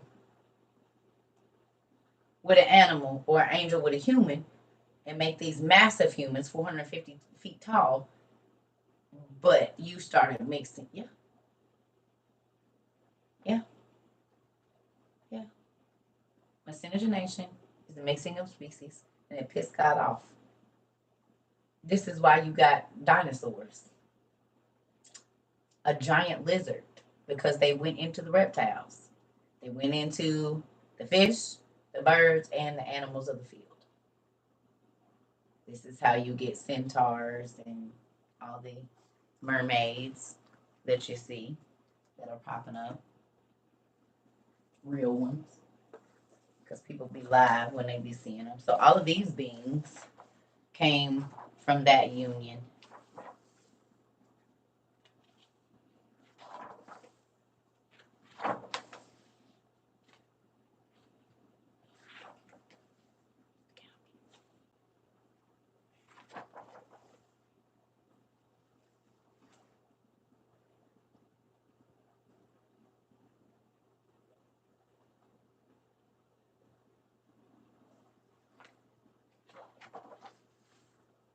The elephant man.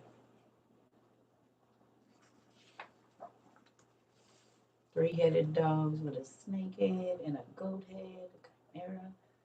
This would be a representation of that, of them mixing the species. These are never all three supposed to be on one body ever.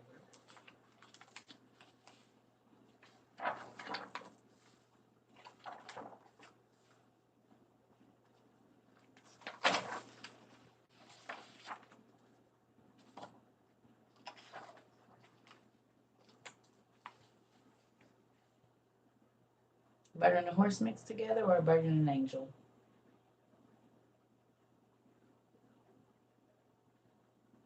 And seeing as how we know that Hercules married Abraham's granddaughter, then we know he was dealing with Pegasus. Ain't that what they said?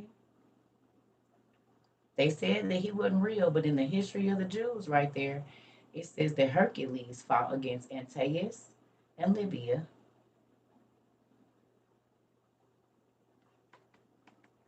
So that means Pegasus was real too.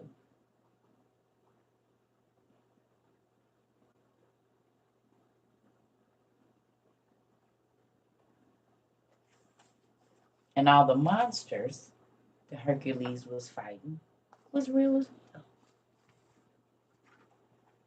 Because if Hercules married a Pharaoh daughter, which is Abraham and Keturah's granddaughter, then when you go back to Disney and you watch Hercules, then that means when we go and we read in Enoch or the Book of the Giants, and it said the giants flew to see Enoch, and first he went to the monsters, then he went back to talk to the giants. Then you read in Og, and it said it was people like the dragon siblings that connected with a beast, just like on Avatar. And then we find out that the Avatar movie is about a race of people in Africa. Oh, it makes all the sense in the world now.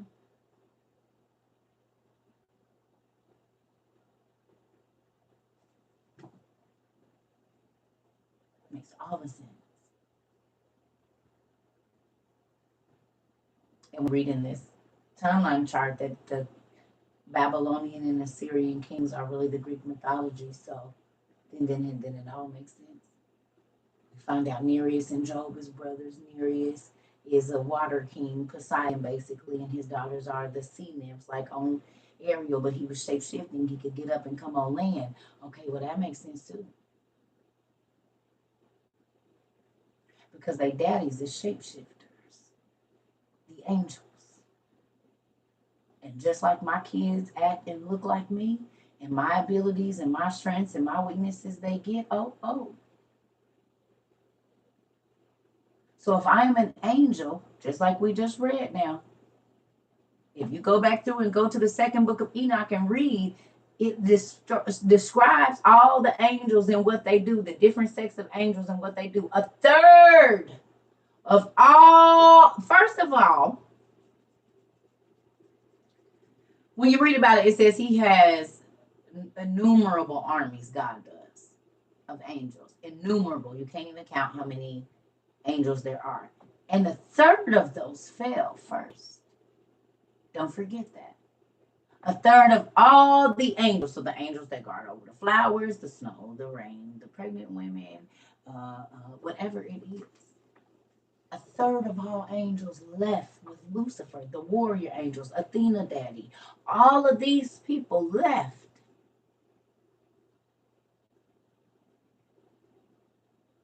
With Lucifer. Those are some of them, their heads are jailed on the second heaven, Enoch said. Just God let some of them out. Okay? The ones I guess that were captured and not killed or whatever it was. Okay. God got it however he did that. I don't know it all. But a third of when you go and you read in Enoch and it lists all of the angels and princes and kings, a third of all of that fell. And all of those angels, like when we see in magic and they can make a flower come up in a hand, or they can make an ice thing, or okay, these was the angels that was their charge. God didn't take that ability away from them. He just took his name off of them. So it makes sense that the angels would go into the fish and the women that were right by the sea because it was an angel of the water. We hear all the time about sailors saying somebody at the bottom of the ocean pulled them up, didn't have no diving mask on or nothing.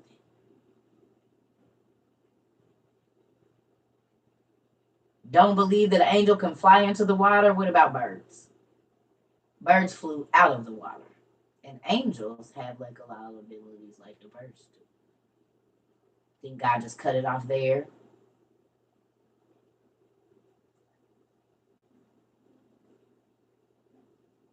Cause oh boy, what's his name? I can't think of his name, but he had, is it this one or the other? Come on, where are you?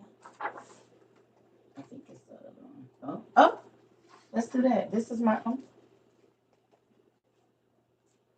The satyrs, the hamadryds, the ham, and we know that the Canaanites was what, the grandsons of Ham? The hamadryds. Oh, the centaurs, the gorgons. There go Medusa. Her people. They were dragon-like creatures with wings.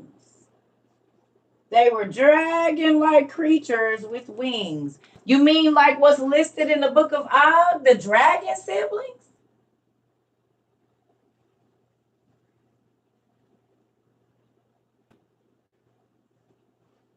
Okay. Okay.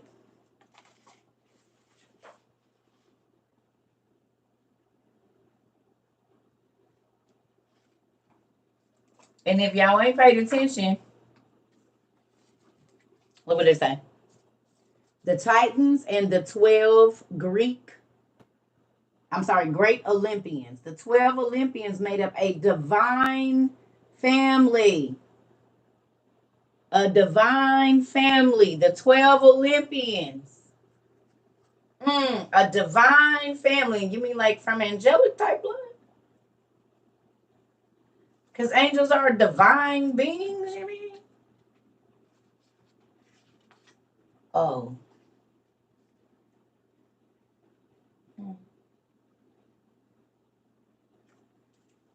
Mm. It's something I'm looking for. Just give me one moment. It's a little bitty. Is it even in this book? And look, how do you do descendants of people that never existed? How do you do Prometheus's descendants? Or when you look at this now, and we know that this is an Assyrian and Babylonian bloodline, because the Greek and Roman mythology is actually the Assyrian and Babylonian kings. So this is how they know the bloodline. The descendants of Prometheus. If this is Assyrian and Babylonian kings, that's how they know the bloodline. See that? Pandora, Glaucus, Poseidon. There they go. There go the people right there. Atlantia or Atlanta. However you say, Atlanta. Yeah, Atlanta. Excuse me, I'm reading backwards. Oh. Oh.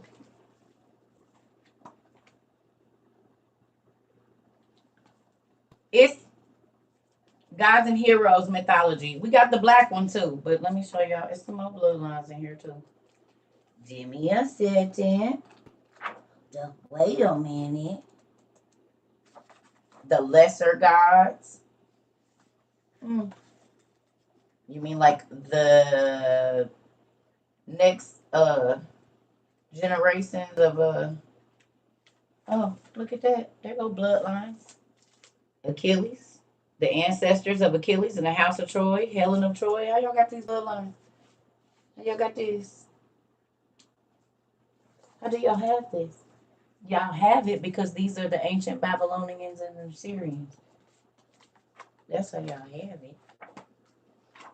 From Troy to Italy. And remember, we pulled out the map. They just had to go across that little bit of water right over from Africa, which is where they ran the monsters to. And this is how we know that the centurion that was holding Jesus, they told him he's a centurion. We know he's a centaurian because when you look up where he's from, that's literally where the centaurs was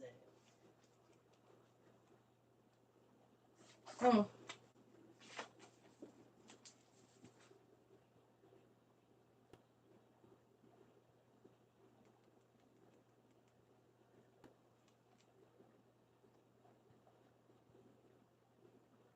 Where is this at?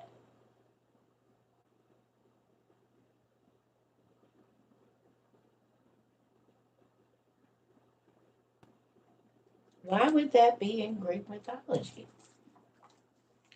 The Royal House of Thebes. You mean where the angels giant? Okay, that would be ancient Mesopotamia. Oh man, let me see others. Hercules. Okay, let's do that.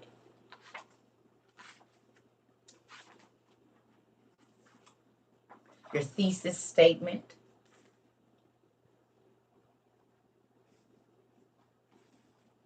Lay that one.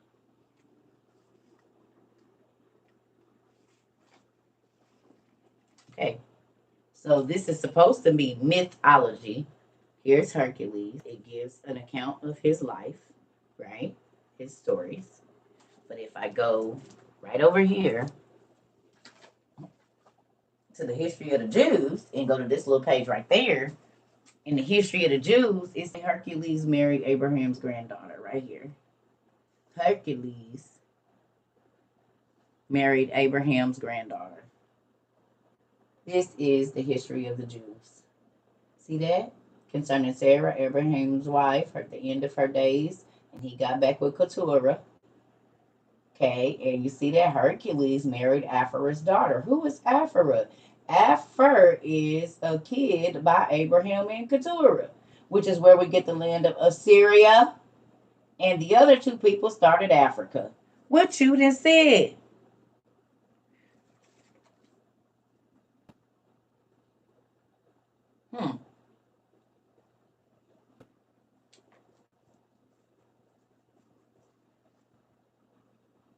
So Abraham's granddaughter married Hercules. And his his sons are the people that started Assyria and Africa. Oh. Father Abraham had many sons, and many sons had Father Abraham. I am one of them, and so are you. So let's just praise the Lord, right or left or right, fight. Father Abraham. Yep, heavy. I don't remember it. I'm old. I ain't been in Sunday school forever, but y'all know the song. There you go.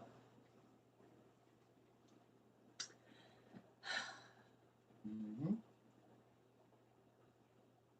Isn't that interesting? So Abraham is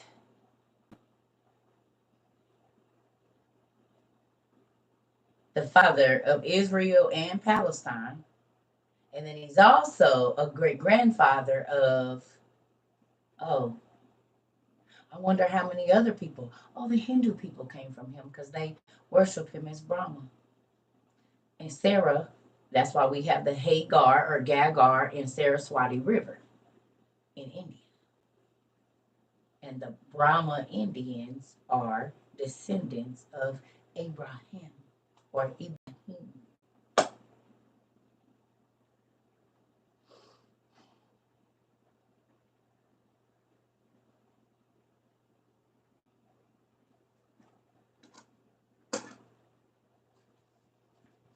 All right. Yes, that's how it works. That is how it works.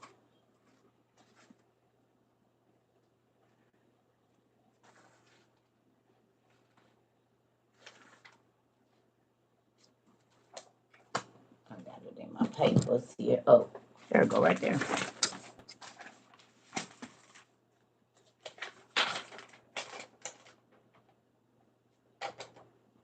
Abraham becomes Brahma. Brahma and Saraswati is Abraham and Sarah. Do you see? Do you see? Do you see it? Do you see it? Homer's Odyssey talks about Almatheus' horn. Now listen, listen. Homer's Odyssey talks about Almatheus' horn, one of the nymphs, the Nereids, to be born to Nereus and Doris.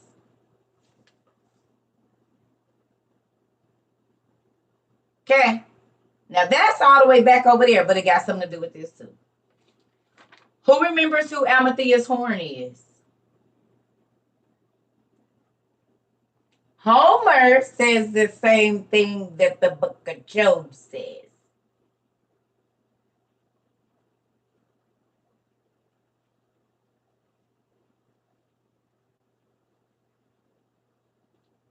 That Nereus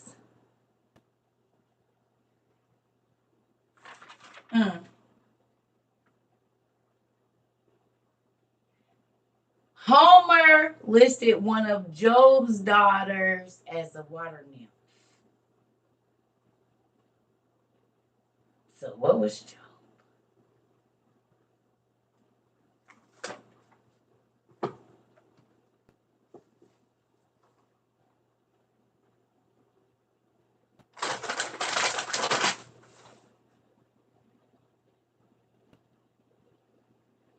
Because if you go read the Testament of Job right now, tell me what page it's on.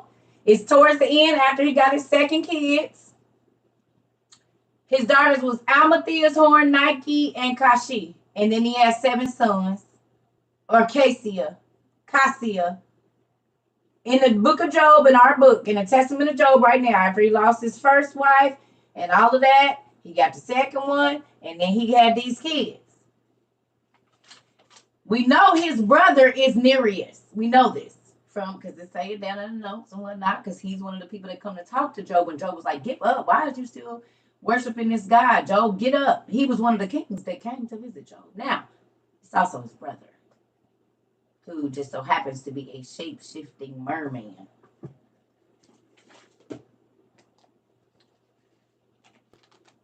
And they listed in the Bible as well. They are. Come on, where you at? Oh, the merfolk. This is Credible Creations of the Bible. Boom. What's that now? After the Philistines had captured the Ark of God, they carried it into the Ark Dagon temple. The Ark into Dagon's temple. Dagon was a mer person. You mean like Job's brother and his nieces?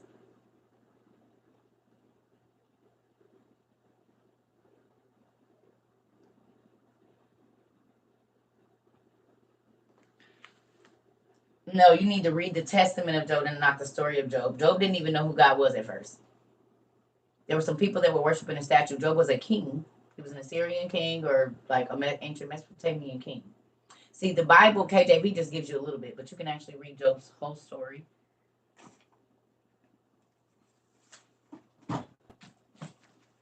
He didn't even know who God was at first. An angel came to him and was like, "No, that's not God." Real life. This is not the book. Over here.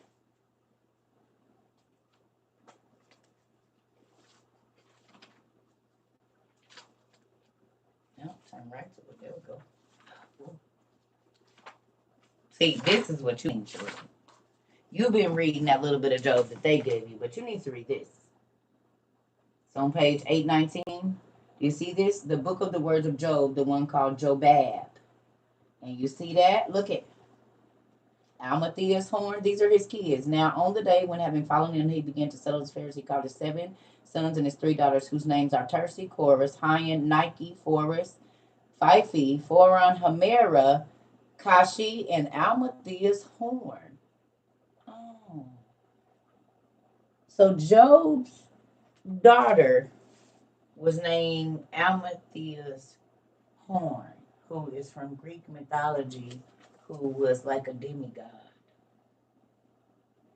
Really?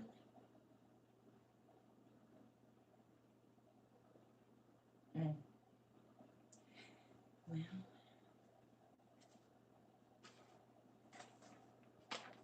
and we know that Brahma is Abraham, and that Hercules married Abraham's granddaughter. We know that the monsters and the giants flew to Enoch to ask him what was going to happen. Are you seeing the pieces just be put together all over the place?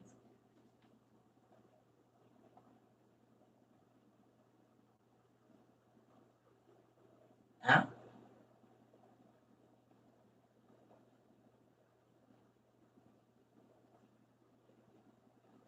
Hmm?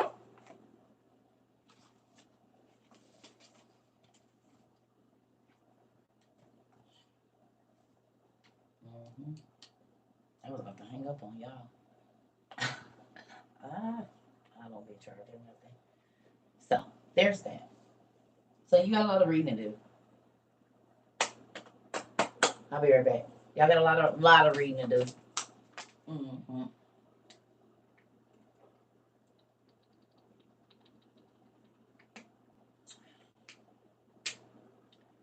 Sterling, you ask me to keep teaching. You don't tell me, and I've been on here for 124 minutes, and I'm probably gonna have to teach a class tonight.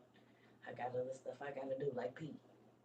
So I'm gonna get off, and then if you want more, you all right. If you want more teaching, you can go watch a video over there. I'll probably get back on, but I need to go eat. I'm hungry, and I gotta pee. And I don't want to I want to sit on the toilet and just take my time. there's that. I don't want to rush. Okay. So I love y'all. I'll get back on here later. Give me a minute. Y'all got stuff to go look up anyway, Sterling. Sterling, you got if you've been taking notes, buddy, you got a whole bunch of stuff to go look up. Love y'all too. Y'all about to be like, wait a minute. So wait a minute. Maybe when I was reading the Testament of Job, I wasn't paying no attention. I told y'all to Google every name you come across when you're reading. Who about to start Googling all the names that wasn't important when you read in the Bible now? Now you like Shama Seaman Sama Sekakad. Abimelech. Now, let me see who Abimelech mama was. Now it's important, ain't it? It's real important now who them parents is and what them names mean and where they used to live and what race of people they come from, ain't it now? You didn't even care about them. They used to skip over Chronicles for that reason and Numbers. And probably skipped over Kings too. Didn't know there was a reason they was right there.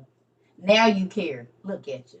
Just as wishy-washy as you want to be. Them used to bleed the books. You hurry up and skip them over. Now you want to be over there in Numbers.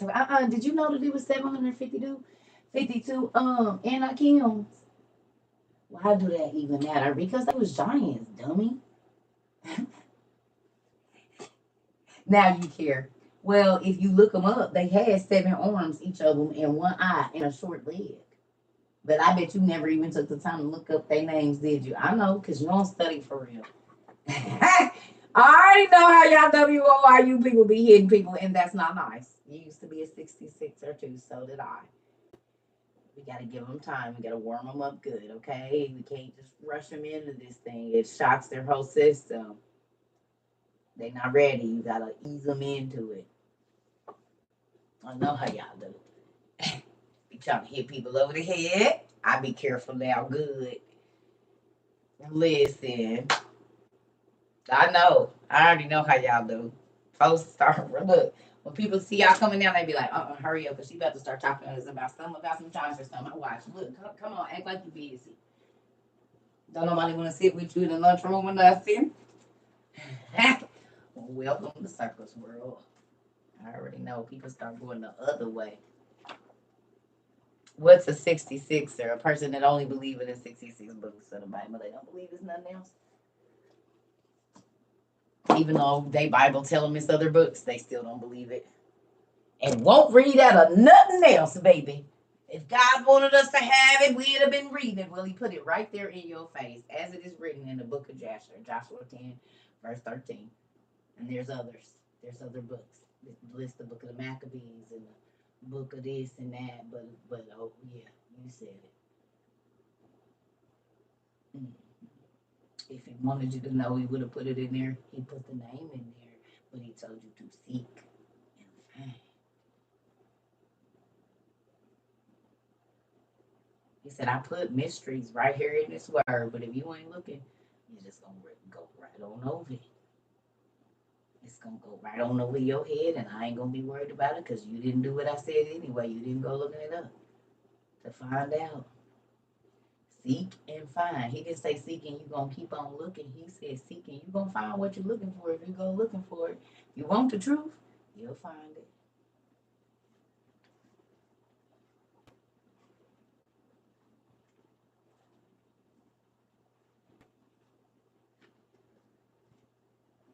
Don't be mad at me because you don't know how to look for stuff. It's right there. He ain't there to see if it was a snake here to bitch.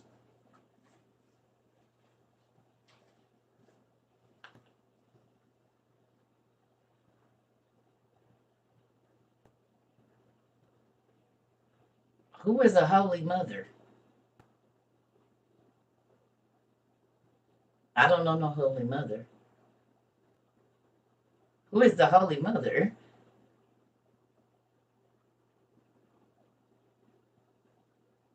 Hold on now. Wait a minute.